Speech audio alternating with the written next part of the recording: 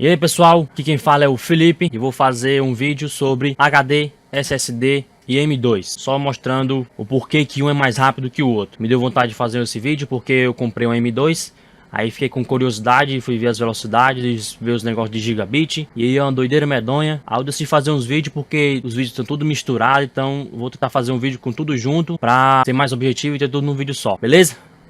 Vamos lá. Bem, eu vou usar aqui a tela do computador, as imagens, as figuras e começar aqui mostrando o meu HD. Então HD normal, o SSD 120 GB da Kingston e o M2 que eu comprei, o A1000, modelo PCI Express, certo? Não é SATA, porque a M2 tem o SATA e tem o PCI Express. Então, começando logo pelo HD e o SSD, que são os mais básicos, mais tradicionais. O HD no começo, quando tinha o SATA 1, SATA 2, ele era de boa. E até o SATA 3, né, óbvio, que hoje em dia só tem modelo SATA 3, acredito que ninguém mais usa SATA 2, a não sei que seja um PC bem antigo. Então, um HD, ele utiliza para transferir arquivo o disco ainda, que é isso aqui, o disco. Ele tem esse disco aqui, que gira, e tem essa agulhinha que não encosta, é só magnético, fica assim, beirando aqui. O HD, ele é movido a rotações por minuto e o cache. Quanto mais cache e mais rotação por minuto eu tiver, melhor vai ser o desempenho dele. No caso aqui do meu, ele tem 32 MB de cache e roda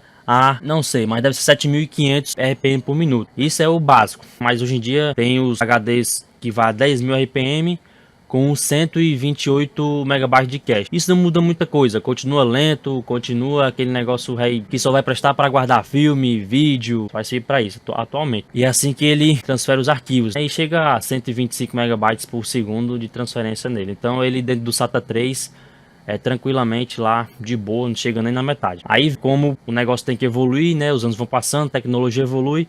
Veio o SSD, esse aqui que é básicozinho, 120 GB de memória. O SSD e o M2 eles trabalham para igual o pendrive, né? Eles utilizam a memória flash, isso aqui, ó. Essas memórias aqui que são conectadas, né, por aqui. E essa memória flash ela é menos volátil, além de não ser tão frágil quanto o HD, que tem um disco, se cair já era. Ela não tem esse negócio do impacto. E por que que ela é mais rápida? Por que que ela consegue atingir transferências de velocidades maiores? Porque o arquivo fica gravado dentro dela, mesmo ela desligado da fonte de alimentação, o arquivo continua gravado, e quando você vai utilizar de novo, como o arquivo já está lá dentro gravado, então ele consegue acessar muito mais rápido, não precisa rodar o disco como o HD para poder chegar no arquivo, ele já vai direto. Então por isso que você percebe a diferença brusca quando você compara um HD com um SSD. Então na questão de estrutura física, o HD perde para o SSD por causa desse quesito de rotações por minuto, enquanto o SSD utiliza essas memórias flash que o arquivo já fica lá dentro salvo, quando você acessa o arquivo já vai diretamente nele. Essa é a parte mais de estrutura física do SSD e HD. Aí vamos para os padrões utilizados, que é o padrão SATA atualmente e o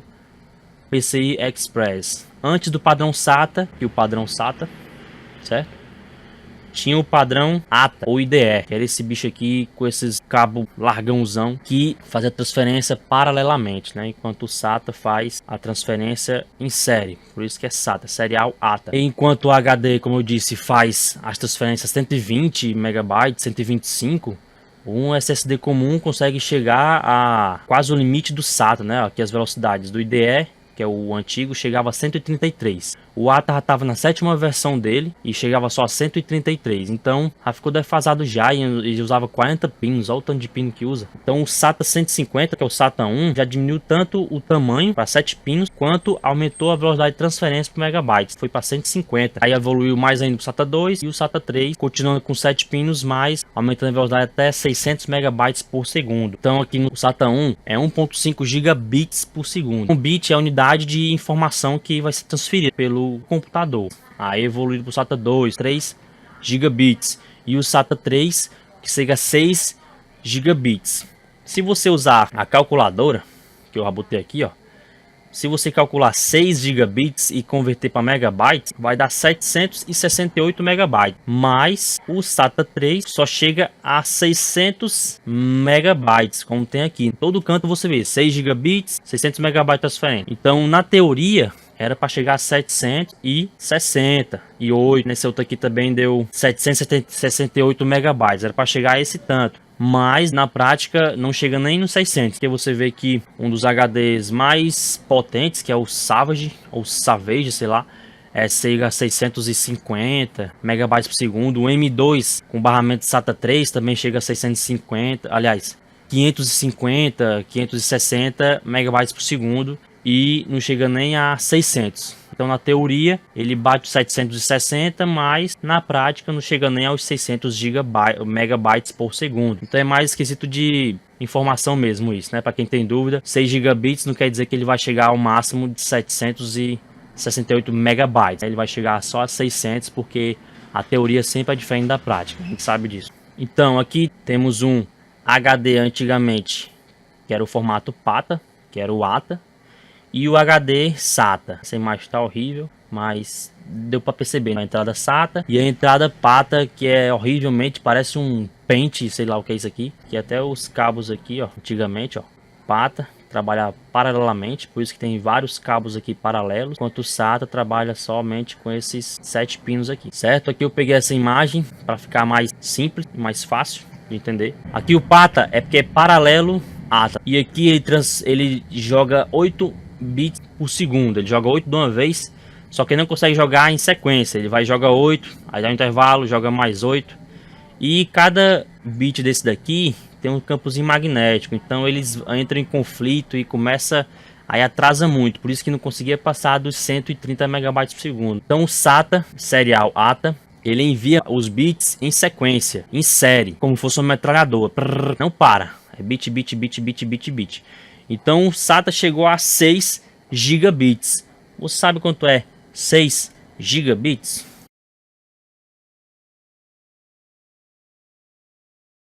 Então ele envia em série, ou seja, o SATA consegue enviar até 6 gigabits por segundo, entendeu? É muito bit mesmo. E aqui está um adaptador M2 SATA, você conecta aqui e tem aqui o padrão SATA, a parte de alimentação aqui, caso você queira usar um M2, que acho que nem vale a pena, né? Porque de qualquer maneira você vai acabar usando um SSD. Então é melhor comprar um SSD, que é mais barato do que for comprar um M2 SATA. Se for comprar um M2, compre logo o PCI Express NVMe. Então daí já podemos perceber a diferença total de um HD para um SSD. Além da sua composição física favorecer o SSD pelo tamanho, pela facilidade, pelo peso, não esquenta muito, não faz barulho, é mais resistente a pancadas. Então você vê que ele é mais rápido tanto no quesito físico quanto no quesito interno, né, de transferência de arquivo, pelo fato de usar as memórias flash e usar o padrão SATA no seu máximo, correto? E aí chegamos no PCI Express, que já, como eles não aumentaram a capacidade do SATA, eles já utilizaram o PCI Express, que já são padrões conectados diretamente na placa-mãe. São os padrões que são utilizados pelas placas de vídeos, placas de áudio e memórias RAM. Com isso, chegamos aonde? No SSD M2. O rapazinho aqui, onde ele alcança 1000 megabytes de leitura por segundo. Isso é o dobro do padrão SATA 3. Com a chegada do M2, utilizando o padrão PCI Express, temos aqui as comparações do SATA com o PCI Express. O SATA 3 chegava a 6 gigabits por segundo. Com a chegada do PCI Express, logo em sua geração 2, ele já batia 16 gigabits por segundo. Ele consegue bater de 1000 megabytes por segundo, chegando até 3100 ou na teoria 4000 megabytes por segundo, mas a prática não, creio que não chega a 4000, que o máximo que eu já vi foi 3200, 3600 megabytes por segundo, os SSDs mais pancados da geração 3. A M2 também utiliza memória flash. Agora, como é que a M2 consegue chegar a essas velocidades absurdas, né, de até 4000 megabytes por segundo? Isso se deu graças ao protocolo NVMe. Aqui, ó. O protocolo NVMe, ele veio para ampliar mais o padrão de transferência do HCI. E caso sua placa-mãe não tenha a entrada M2, que é essa entrada, caso sua placa-mãe não tenha essa entrada, você pode adquirir o adaptador, que eu acho que nem vale a pena, porque é caro, deixa bem caro o produto. É melhor você futuramente dar um upgrade na sua placa e ter já a entrada M2 direto nela para poder utilizar o M2, conectar diretamente nessa entrada M2. Então, NVMe veio para ser o sucessor do HCI. O HCI é utilizado pelos SATAs, o padrão SATA. Temos o HCI, o IDE, que é o tempo do PATA, do padrão ATA. E aqui temos o porquê de o NVMe ser absurdamente melhor que o HCI. O NVMe, além de diminuir mais a latência, como podemos ver aqui, ó, certo? Aqui tá 6 micro alguma coisa aqui. Aqui tem 2.8. E o HCI ele trabalha com uma fila e 32 comandos. Nós estamos vendo aqui. Então isso limita muito. E o seu SSD vai estar sempre trabalhando ali no gargalo do HCI, que é os 600 megabytes. Você vai estar com SSD de 500, de 560, os mais básicos são 500.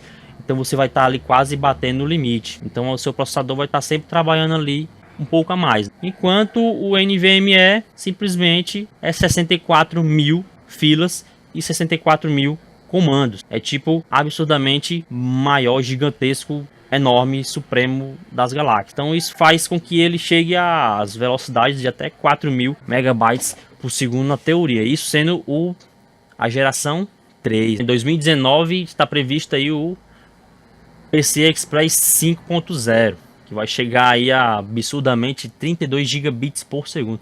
Isso é, nossa, é muita coisa. Com a chegada do NVMe, o PCI Express foi evoluindo e hoje temos o PCI Express 4.0, que eu não vi ainda, deve ter nas placas-mães mais avançadas. A minha tem a 3.0, a geração 3.